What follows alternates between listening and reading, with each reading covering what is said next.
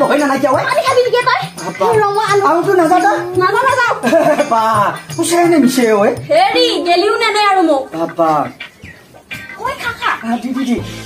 তোক লাগি জানে না কিমান মনত কৰি আছো বুকখানে গোটেই একে সোপা মাৰি মাৰি ধৰে ভাত খাওঁতেও ভাত বুকত লাগি ধৰে পানী খাওঁতেও পানী নাকত লাগি ধৰে মইহে জানো কেনেকে আছো আজি আহিছা ভালে হৈছে দে ঐ হেৰি